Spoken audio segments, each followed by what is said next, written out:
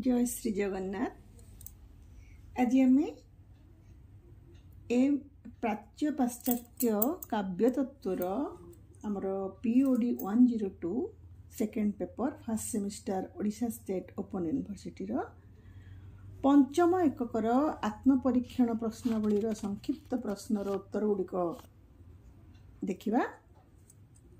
पंचम एकक थिला रीतिर स्वरूप प्रकार भेद और प्रयोग।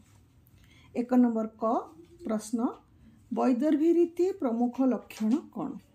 उत्तर रीति संपर्क रे आलोचना समय रे विश्वनाथ कविराजंक साहित्य दर्पण को आधार भाव रे ग्रहण करा जायछि।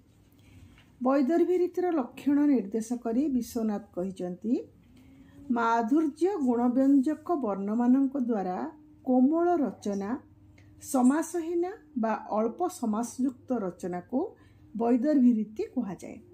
कालिदासंक रघुवंशम और मेघदूतम यार उदाहरण। आम 2 नंबरिया प्रश्न पे आलोचना करछे। ख एक नंबर लाटी और पांचाली रीति मध्य पार्थक्य निरूपण कर। उत्तर पॉइंट दे दीजिए 3टा। एक लाटी रीति एही रीति उत्तर भारतर लाट अंचल वर्तमान गुजरात मालवा राजस्थान अंचल आदि अंचल विकसित होइतिला। पांचाली रीति पांचाल ये मध्य उत्तर भारतर पांचाल अंचल कनौज वृंदावन मथुरा आदि विकसित होइतिला।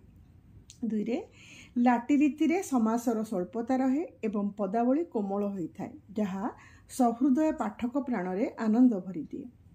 पांचाली रीति रे मधुरता और सुकुमारता रही रस भाव भक्तिर अभिव्यक्ति प्रधान। 3 लाटी रीतिर उदाहरण विदग्ध चिंतामणि रसकल्लोल इत्यादि। पांचाली रीतिर उदाहरण लावण्यवती मथुरा मंगल इत्यादि। जदि एटा 5 नंबरिया प्रश्न पाई पड़िबो तेबे उदाहरण रे से कविता गुड़िक मेंशन हबो। मु 2 नंबरिया उत्तर सब देइछि। ग गौड़ी रीतिर एक उदाहरण दियो। उत्तर दीर्घ समास और ओजगुण प्रकाशक वर्ण द्वारा रचित आडंबरपूर्ण रचना को गौड़ी रीति कहा जाए।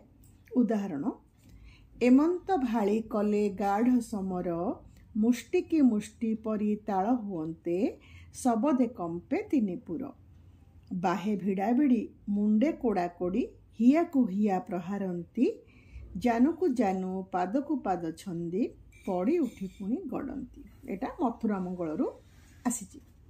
घ प्रश्न रीति प्रकारभेद आंचलिक कि? उत्तर हाँ। आंचलिक आधार रे रीतिर प्रकारभेद विभक्त।